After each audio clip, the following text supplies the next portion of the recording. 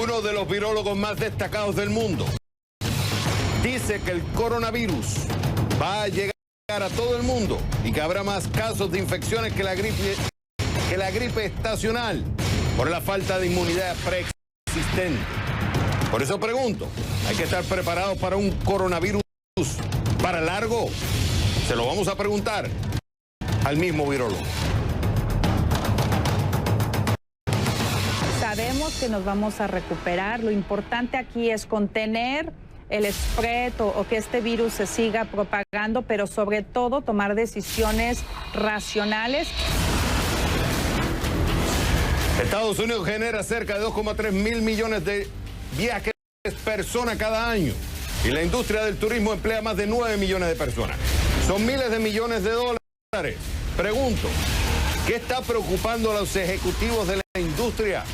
Lo averiguamos.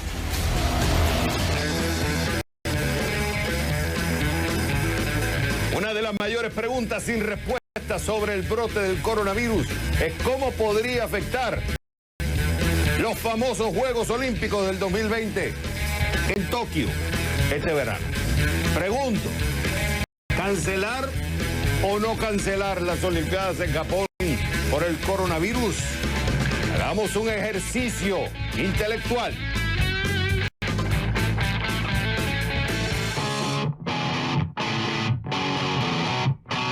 Este nuevo Aston Martin no tiene techo ni tiene parabrisas. Es el V12 Speedster, nuevo superauto de Aston Martin de edición limitada. ¿Quieres saber cuánto billete hay que soltar? Te lo vamos a contar en nuestra división de CNN Dinero Automotriz.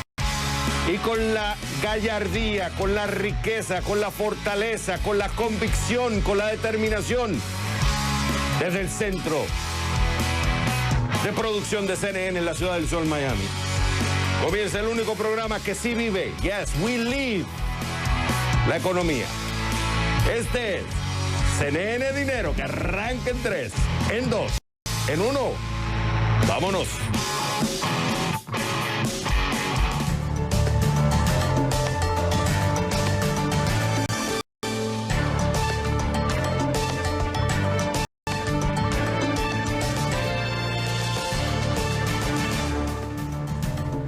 Hola, mi gente, bienvenidos a CNN Dinero. Te saluda Javier Serviá. ¿Lista? ¿Listo? ¿Comenzamos? Uno de los virólogos más destacados del mundo dice que el coronavirus va a llegar a todo el mundo y que habrá más casos de infecciones que la gripe estacional por la falta de inmunidad preexistente. Por eso pregunto, ¿hay que estar preparados para un coronavirus para largo? Para eso me conecto con Adolfo García Sastre, director global del Instituto de Salud Global y Patógenos Emergentes de la Red Hospitalaria Mount Sinai desde Nueva York. Adolfo, es un gusto tenerte en el programa. Ok, estoy feliz porque estoy hablando con alguien que entiende la vaina. Entonces, vamos a ir a preguntas específicas. Primero, ¿el coronavirus es algo nuevo o ya se conoce de tiempo?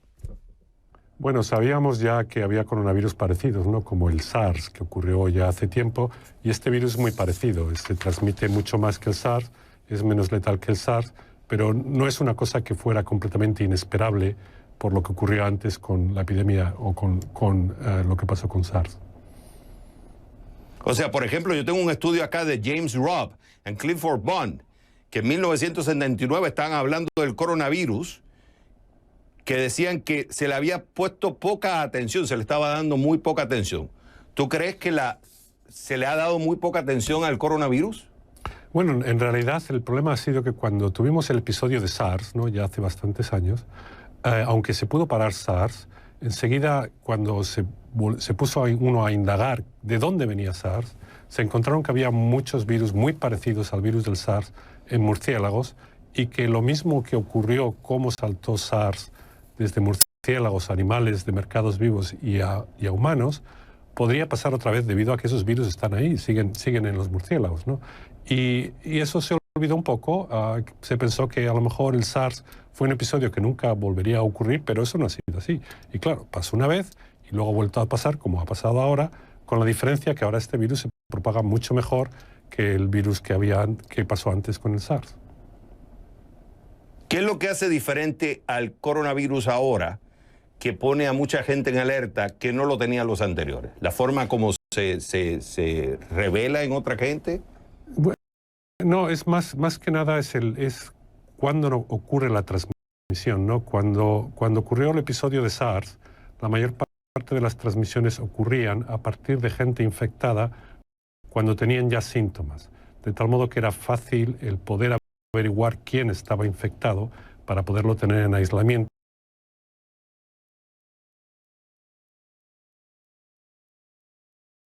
y evitar el contagio. Con este virus, que es parecido a SARS, que se llama SARS-2, las personas infectadas empiezan a transmitir el virus antes de tener síntomas, de tal modo que es difícil el detectar personas infectadas antes de que empiecen a transmitir, y es difícil entonces aislar a todo el mundo que está infectado. Y eso es lo que hace que sea más difícil el contener la transmisión con este nuevo virus. O sea, que puede ser que a lo mejor he visto data que dice que puede ser que lo tengas 2 semanas, 3 semanas dentro de tu cuerpo y no se manifiesta semanas después. Puedes tenerlo, pero no lo sabes hasta semanas después, ¿correcto? No lo sabes hasta semanas después, y también es posible que este virus ocasione un espectro de enfermedades. No todo el mundo que se infecta va a desarrollar neumonía y enfermedad severa. Mucha gente se va a infectar y lo único que va a desarrollar es un pequeño catarro o síntomas muy leves, y esos también pueden pasar desapercibidos como personas infectadas que van a también ser capaces de transmitir el virus a otras personas. Y estuve escuchando que tú dices, va a haber muchos más casos de coronavirus reportados en el mundo, o sea que los casos van a seguir aumentando, pero el tema de la mortalidad es debatible. ¿Por qué? Bueno, es debatible porque no sabemos exactamente cuánta gente ha sido infectada ya. Sabemos los que están diagnosticados, sabemos de los diagnosticados cuánta gente ha tenido enfermedad severa y cuánta gente ha muerto, pero no sabemos la totalidad de los infectados, porque, como ya decía antes, hay muchas personas que son infectadas y que no tienen enfermedad severa, tienen simplemente una cosa sintomática, se pueden incluso no saber que están infectadas, y eso da lugar a que el número de infectados es mayor que el número de diagnosticados, y al aumentar el número de infectados, la mortalidad en proporción va a bajar, claro. Por eso que cuando hablan de números, porque ahora muchos hablan de que la tasa de mortalidad del coronavirus es mucho más alta que la del flu, es misleading los números. Incluso tú pones un número mucho menor, se habla de un 2 o un 3%, tú dices que es mucho menor que eso. Eso no lo podemos saber con toda seguridad, pero puede ser entre el 0.1 y 0.4. 0.4 son 4 veces más que gripe, 0.1 es igual que gripe ahora mismo, pero con la diferencia que gripe hay personas que están inmunizadas y que no se van a infectar debido a inmunización previa o por vacunación o por haber sido infectados en otro año, mientras que hay más susceptibles con este virus. De tal modo que lo que sí que podemos saber casi con seguridad es que el número de infectados va a superar al número de infectados que hay con gripe, y eso da lugar a que va a haber más casos que lo que normalmente ocurre durante una gripe estacional. Debido a que el cuerpo todavía no ha creado los sistemas de inmunidad para protegerse de ese tipo de virus, pero tarde o temprano lo iremos creando. Efectivamente. Adolfo, sí. Esta pregunta para mí es sumamente importante. Porque muchos están hablando en los medios, se hacen pasar el que conocen, hablan como si fueran unos expertos, y esto no lo entienden solamente los que estudian como tú. Yo te hago una pregunta a ti y te pido la mayor honestidad posible. Porque te dicen pánico, no salgas, protégete, te vas a morir. Tú que conoces el virus, que manipulas eso, que llevas años haciéndolo, tú como persona, Adolfo, ¿vas a dejar de ir a los restaurantes? ¿Vas a dejar de ir a tomar tren, taxi? ¿Vas a dejar de viajar? O sea, ¿qué haces tú, un tipo que estudia estos virus? Sí, bueno, ya se han cancelado varios viajes que tengo por motivo de trabajo, ¿no? Yo creo que hay que tomar medidas para intentar contener la transmisión del virus, no tanto porque así vas a evitar el ser infectado o el tener enfermedad severa, como es que vas a ralentizar el número de transmisiones que ocurre cada semana del virus. De tal modo que si se evitan contagios contactos entre la gente lo más posible sin haber una disrupción social, si se toman medidas para intentar no contagiarse sin tampoco ser muy estrictas de nuevo para evitar posibles disrupciones sociales, lo que se logra es que el virus se transmita más lentamente y que en lugar de acumularse todos los casos de enfermedad en un pico de 2 o 3 semanas, esos casos se van desarrollando a través de varios meses. Y eso da lugar a que los enfermos que realmente necesitan ser tratados no van a ser muy abundantes solamente durante unas pocas semanas, de tal modo que es muy difícil el poder tratamiento a todos, porque no tenemos capacidad hospitalaria para a lo mejor poder tratar a toda la gente si todo el mundo se infecta durante 2 o 3 semanas. Pero si la gente que se infecta durante 2 o 3 meses, entonces, aunque es el mismo número de infectados, sí pueden los hospitales el poder acoger la gente que está enferma, porque hay menos gente en un determinado día, ¿no? El problema es si todo el mundo se acumula, si todas las infecciones se acumulan en unas pocas semanas. Claro, es un tema social y hay que ser prudentes, hay que estar prestando atención, hay que estar alerta. Pero al final Adolfo sigue su vida normal. En 10 segundos. Sí.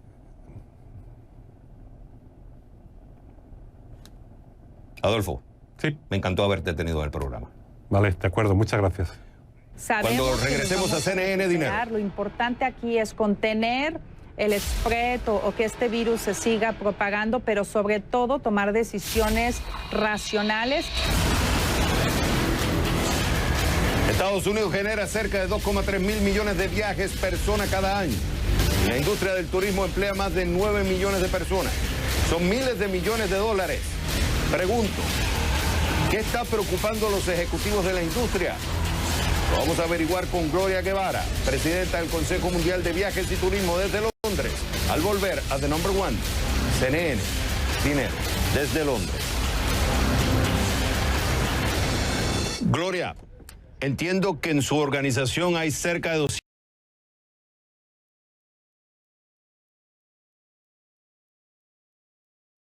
miembros. ¿Dónde está su preocupación? Efectivamente, en el Consejo Mundial de Viajes y Turismo tenemos más de 200 presidentes y CEOs de todas las industrias y en el sector. Hay una gran preocupación porque se están tomando algunas decisiones de acuerdo a pánico, se está sobrereaccionando y esto se está generando un efecto dominó que está reduciendo la demanda, y al reducir la demanda se cancelan vuelos, se cancelan reservaciones, lo que está impactando económicamente y financieramente a muchas de estas organizaciones. Por lo siguiente, se están teniendo que tener reducciones en gastos, en algunos casos, como escuchamos, como en las aerolíneas, tienen que hacer despidos, y no nada más eso, sino el efecto dominó que se tiene para las empresas pequeñas. Hay que recordar, Viajes y Turismo contribuye con 10% del PIB mundial y emplea a 1 de cada 10 personas en el planeta. 80% de la contribución son pequeñas y medianas empresas. Entonces, alguna empresa grande, cuando siente el impacto de la reducción de demanda, de la reducción en los viajeros, directamente afecta a todas las empresas pequeñas que dependen del consumo, los gastos, las compras o la cadena de suministro de esta empresa grande. Entonces hay una gran preocupación, sobre todo porque muchas de las decisiones no están basadas en los hechos, en la ciencia. Entendemos que este es un virus desconocido, pero hay muchas cosas que sí conocemos y que nos pueden servir para la toma de decisiones y evitar este pánico. ¿De quién es la culpa? O sea, cuando dicen pánico, si no es la industria la que está reaccionando en forma de pánico, si no es la demanda, o sea, el consumidor, sea a nivel de la industria de negocio, digamos el turismo comercial, o el comercio o el turismo individual, ¿a quién le echan la culpa? ¿A quién sería el culpable para estos miembros de decir, bueno, está exagerado, se está sobredimensionando la reacción? Entonces, ¿de quién es la culpa? Yo creo que es una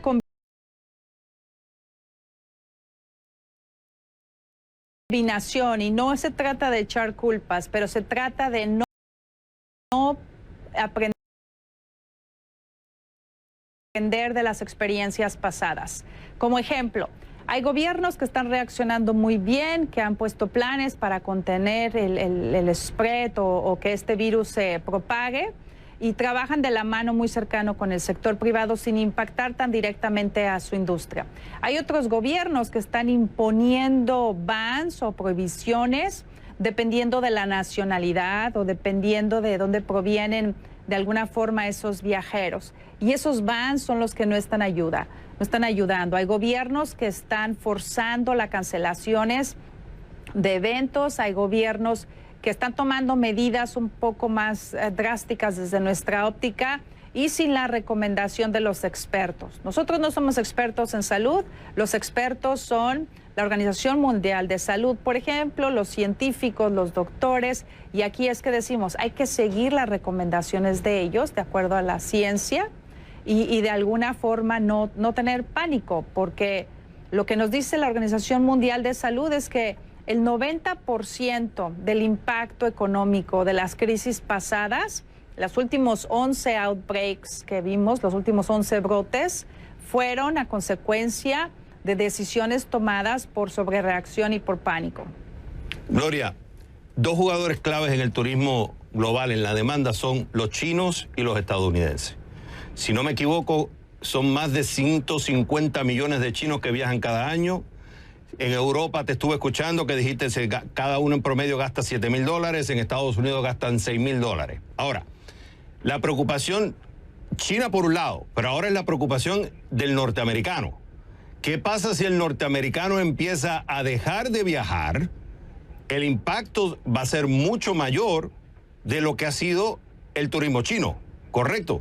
Definitivamente, China es la segunda potencia en el mundo por su tamaño en su PIB turístico. Estados Unidos es la primera, pero como lo he dicho, el chino es el viajero que más gasta en el mundo. Solamente con los chinos dejando de viajar, ya tenemos un impacto de $22 billones. Ahora bien, en el caso de Estados Unidos, pues es muy importante las decisiones que se tomen en las próximas semanas y que tengamos cuidado con esas decisiones. Y volvemos a lo mismo. Basémonos en la ciencia. No conocemos muchas cosas de este virus, pero lo que conocemos es importante. Hay un grupo que es vulnerable, de acuerdo a las cifras que nos están compartiendo. Asegurémonos de proteger a ese grupo vulnerable, pero no eso quiere decir que absolutamente toda la población esté en riesgo.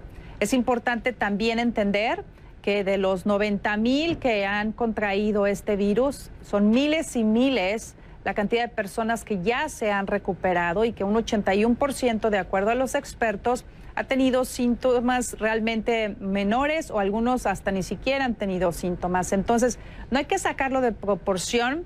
Es importante ver también que aunque una pérdida de una vida son muchas y estamos conscientes de eso, pero también este virus comparado con otros como H1N1, SARS o el mismo Ebola no tiene nada que ver en cuanto al nivel de fatalidades. Entonces, hay que poner las cosas en contexto, hay que tomar las mejores medidas, pero sobre todo entender el impacto que se tiene cuando se cierran fronteras, cuando se llevan a cabo bans o prohibiciones completas de países o naciones, porque en ese caso le pegas a la economía y le pegas al 10% del PIB mundial.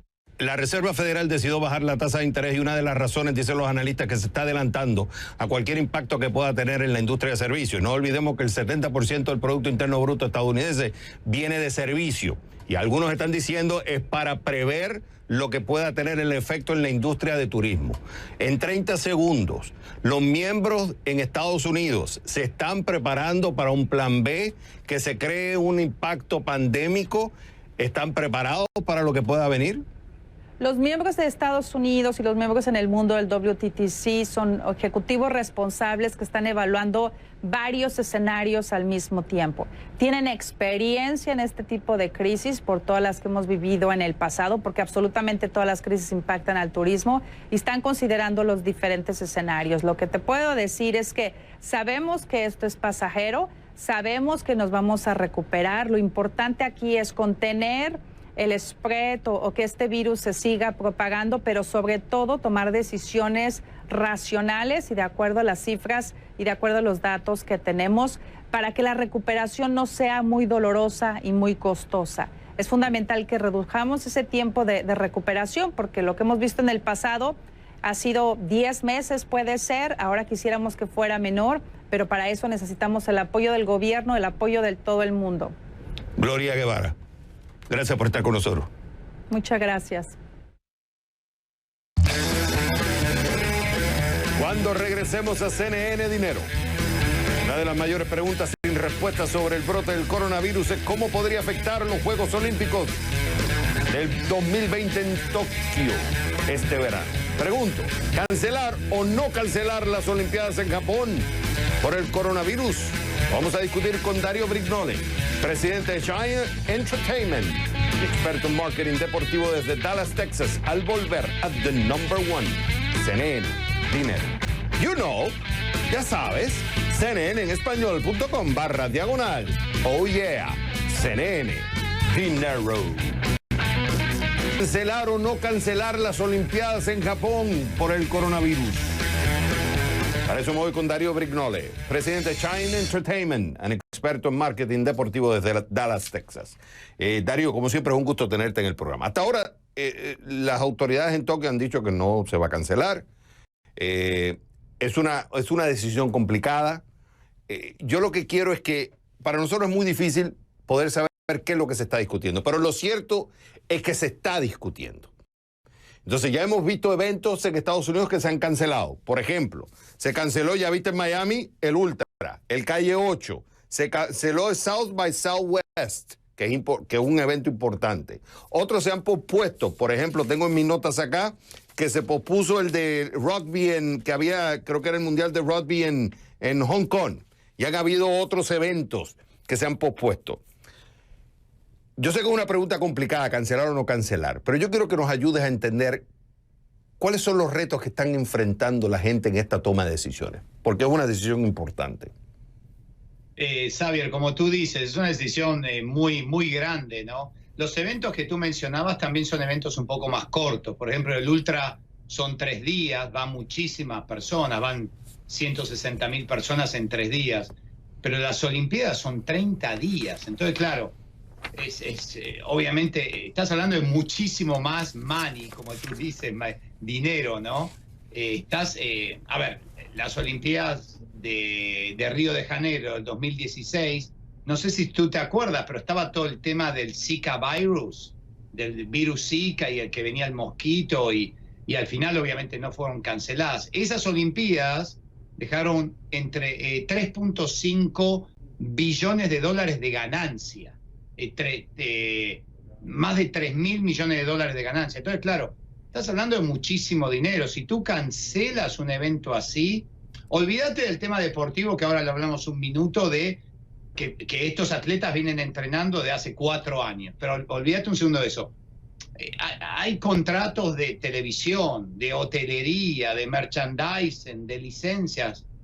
Los hoteles ya bloquearon sus noches hace un año atrás. Entonces, claro, van a tratar de no cancelarlo. Tal vez una opción es postergarlo. Ya indirectamente el Comité Olímpico dijo, bueno, habría una opción de hacerlo a fin de año, pero bueno, a fin de año va a haber otros eventos que se van a superponer. Entonces, es bien complicado el tema. Y ni hablar de los atletas. Ahora, ellos también... Pero hay una cosa, Darío, muchos de ellos, manejando lo que le llaman risk management o manejo de riesgo, sí, ellos saben que cuando hacen este tipo de eventos se protegen con seguros. Estaba viendo en mis notas que NBC, por ejemplo, está protegida con seguros en caso de una cancelación de un evento como este. Y muchos de ellos se protegen que en caso de que haya que cancelar por un evento... por un evento natura, algo que va por encima de ellos, están protegidos con seguros también. Una fuerza mayor, exacto, sería el término legal. Sí, o sea, tienes toda la razón. Casi todas estas empresas grandes, las hotelerías, las grandes marcas, los networks que tú mencionabas y demás, tienen la cláusula de force majeure, de fuerza mayor. Pero bueno, de vuelta, estás hablando de muchos dineros y hay que cobrarle a los seguros y demás, ¿no? Entonces, sí, está el seguro, pero no es tan fácil cancelarlo. Se cancelaron, para que sepas, en la historia nada más que 3 Olimpiadas y siempre fueron por las guerras. En 1916 por la Primera Guerra Mundial, en 1940 y en el 44.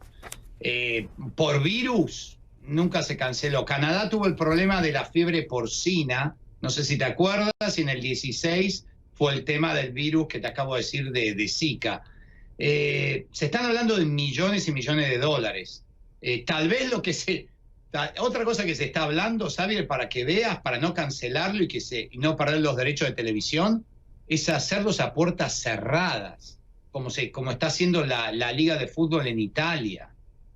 O sea, se está jugando el fútbol sin fanáticos, sin gente, ¿no? Para no perder el calendario y para no perder los derechos televisivos y las publicidades. O sea, no se perdería tanto. Se perdería la hotelería, las comidas. Sí. Porque el negocio grande no necesariamente está en los lugares físicos y públicos donde va la gente, sino el negocio está en los derechos de retransmisión, en las mercancías que se venden, y más cuando se venden los derechos a nivel global. Porque recordemos que cuando un NBC compra, por ejemplo, esos derechos, se los está vendiendo a otras televisoras y eso es mucha plata, son miles de millones de dólares. Por eso es cancelar o no cancelar, that is the big question. Darío Brignole, presidente de China Entertainment y experto en marketing. Como siempre, es un placer, Darío, tenerte en el programa. Cuando regresemos a CNN Dinero, con el lema Un día sin nosotras, varias entidades se organizaron para protestar el lunes 9 de marzo en México para reclamar por la violencia de género en el país. Pregunto, ¿algún efecto económico negativo? Vamos a ver con José Luis de la Cruz Gallego, director del Instituto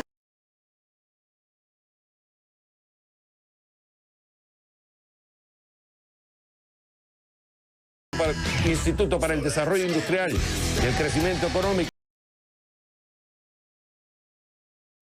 Desde Ciudad de México, al volver a The Number One, CNN Dinero.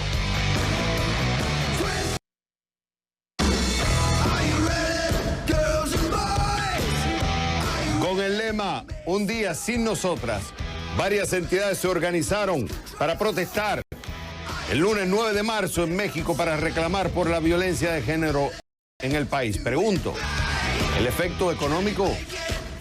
Nos vamos con José Luis de la Cruz Gallego, director del Instituto para el Desarrollo Industrial y el Crecimiento Económico desde Ciudad de México. José Luis, es un gusto tenerte en el programa. Entiendo que la huelga lo que busca es que ninguna mujer asista al trabajo, la escuela u otra actividad y que no consuma bienes o servicios el próximo 9 de marzo. Y ha sido apoyado por empresas. Tengo acá en mis notas, está el Grupo Carso, controlado por Carlos Slim. Está la Cámara Nacional de la Industria de la Transformación. O sea, que está recibiendo apoyo. Para entender primero, ¿quiénes son los que están organizando este movimiento y por qué lo están haciendo? Bueno, básicamente es un movimiento que surge de planteamiento de mujeres de distintos grupos femeniles, en donde fundamentalmente lo que buscan es dejar en claro el peso económico que tiene su participación en la vida diaria de nuestro país, pero también el peso social, es decir, la presencia en escuelas, en actividades deportivas, en todo aquello que tiene que ver con la cotidianidad de nuestra vida en el país. Entonces, en ese sentido, esto que comenzó siendo un movimiento feminista ha tenido respaldo de ciertas agrupaciones empresariales, académicas, aún dentro del propio gobierno federal, con algunas discrepancias, pero poco a poco se ha ido generalizando. Claro, también entra dentro del movimiento internacional del Día de la Mujer. Entonces también entra dentro del movimiento muy fuerte que ha sido en Estados Unidos y que se ha reflejado en diferentes partes del mundo, que en inglés le llaman como el Me Too Movement. Desde el punto de vista económico, efectivamente, ¿tendrá un efecto esto o esto, para entrar en el lado económico, ¿tendrá algún efecto real económico o es más simbólico para de alguna forma mostrarle a la población dentro y fuera de México que entiendan que las mujeres también son importantes? O sea, ¿es una forma de mandar un mensaje o tendrá un efecto real económico? A mí me parece que el efecto va a existir. Distintos análisis, estudios, lo que muestran tanto de grupos financieros como de confederaciones empresariales, es que este efecto puede ir entre los 1.000 millones de dólares, pero puede alcanzar hasta los 1.800 millones. ¿Esto qué significa? Que en un planteamiento inicial le podría representar a la economía de México una disminución de hasta 1/10 de su Producto Interno Bruto. Simplemente para ponerlo en contexto, justamente en la proporción que en el 2019 cayó nuestra economía. Entonces, es algo relevante que en un momento dado evidentemente va a poner de manifiesto el peso económico que tiene en las mujeres en la vida de México. Y en eso, ¿en dónde se vería el efecto negativo? Bueno, negativo desde el punto de vista económico, pero podemos también debatir que puede ser positivo desde el punto de vista social, porque también es mandar un mensaje. Y una forma de mandar un mensaje tocando el bolsillo. Ahora, ¿dónde se reflejaría más, digamos, una caída? ¿En la demanda? ¿En lo que viene siendo en pequeños negocios? Que serían los que se afectarían más. O sea, ¿dónde específicamente sería el efecto negativo? Bueno, yo creo que existirían tres elementos muy claros. Evidentemente que en la parte de demanda, en el sentido de que gran parte del consumo que hacen las familias se hace a través de la actividad de las mujeres. Eso sería sin lugar a dudas un primer elemento. El segundo, también en la producción, porque el 40% de la fuerza laboral de México está en las mujeres, en donde sobre todo la parte vinculada al sector servicios es predominante, pero en donde digamos que esto se ha democratizado, sobre todo, por ejemplo, en servicios financieros. Entonces, en ese sentido, ahí sería el segundo elemento relevante. Y finalmente, me parece que esto también se vería reflejado sobre todo en actividades, por ejemplo, de universidades, de escuelas, en donde al final del día el grado de participación femenil se equipara con el de los hombres y en donde evidentemente la ausencia de la mitad de la población pues sería o haría muy patente que hay un impacto social y no nada más económico. Ahora, José Luis, en 10 segundos, eso es asumiendo que todas las mujeres decidieran pararse. Y eso es lo que no sabremos hasta el lunes. Efectivamente, digamos, la incertidumbre es qué tanta participación existirá. Sin embargo, me parece que esto va a ser algo más que anecdótico, será un movimiento que dejará una huella, porque al menos de inicio hasta estos momentos sí se contempla una amplia participación de mujeres y en algunos casos la solidaridad de grupos empresariales y de hombres que en un momento dado ven que es mejor también ese día no tener actividades, porque al final del día la participación de las mujeres es medular para lo que ellos hacen. Él es José Luis de la Cruz Gallegos, director del Instituto para el Desarrollo Industrial y el Crecimiento Económico. Me encantó haberte tenido en el programa.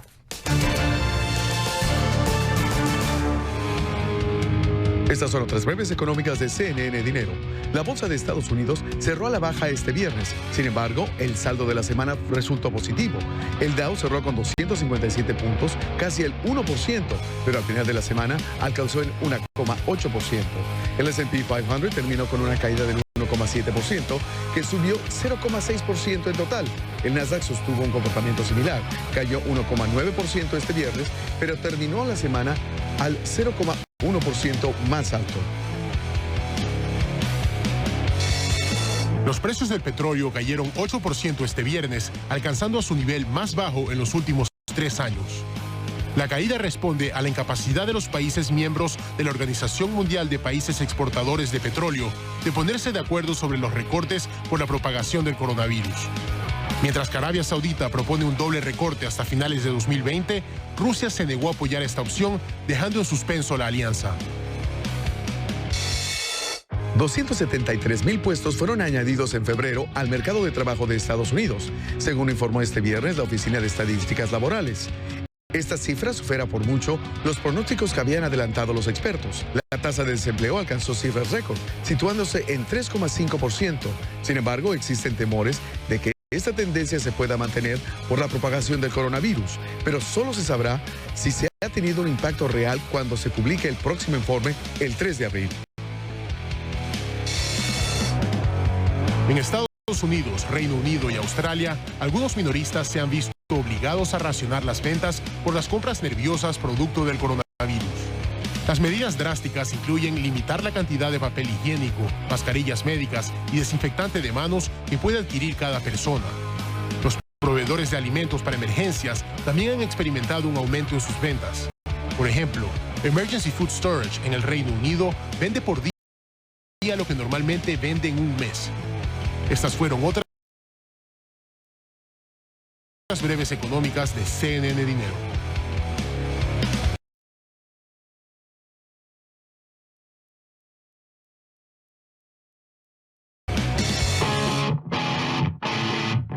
Cuando regresemos a CNN Dinero, este nuevo Aston Martin no tiene techo, no tiene parabrisas, es el V12 Speedster, nuevo superauto de la Aston Martin, edición limitada. ¿Quieres saber cuánto menudo cuesta esto? Esto te lo vamos a contar y sus detalles en nuestra división de CNN Dinero Automotriz al volver a The Number One, CNN Dinero. Ahora, ¿por qué no echamos un vistazo a algunos de los índices accionarios y de monedas al cierre? Come on, baby. Let's go.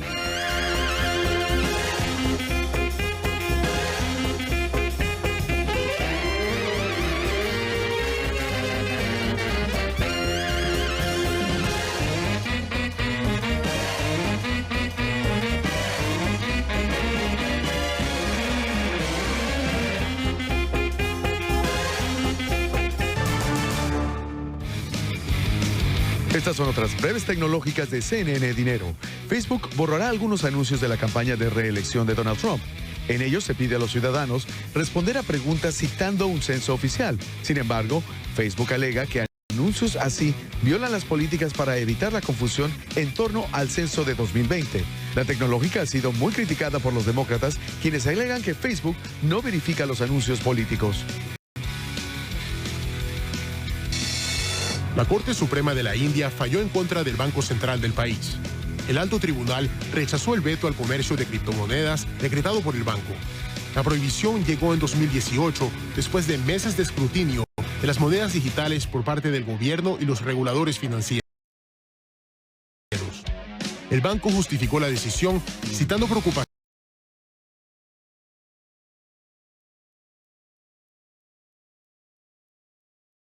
por la protección del consumidor, la integridad del mercado y el lavado de dinero. La conferencia anual de tecnología, cine y música South by Southwest fue cancelada. Los organizadores tuvieron que cancelar el evento debido a las preocupaciones por el coronavirus. Empresas como Twitter, Apple y Facebook ya habían anunciado que no asistirían al evento.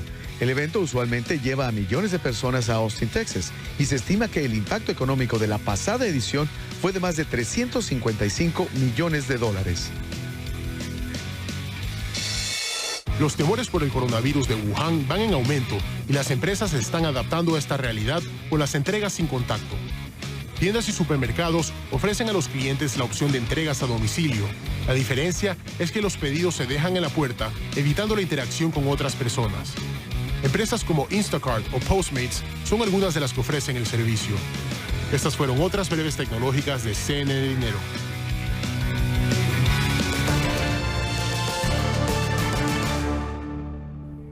Este nuevo Aston Martin que te voy a mostrar no tiene techo, no tiene parabrisas.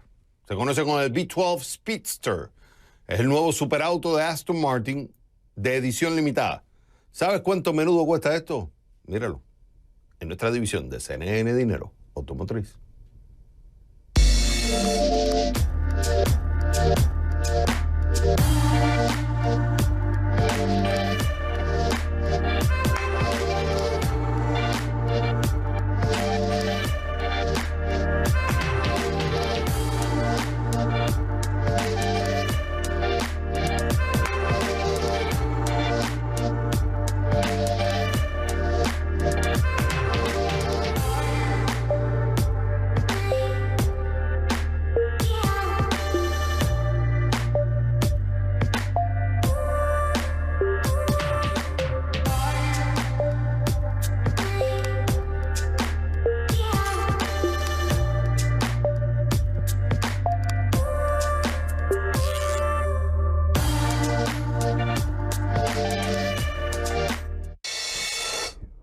¿No sería mala idea el próximo tour de Miami, mostrándoles a Miami como ciudad, hacerlo un Aston Martin? No sería mala idea. Señores, solamente resta decirles, ya ustedes saben, esto es CNN Dinero, donde la prosperidad está a su alcance.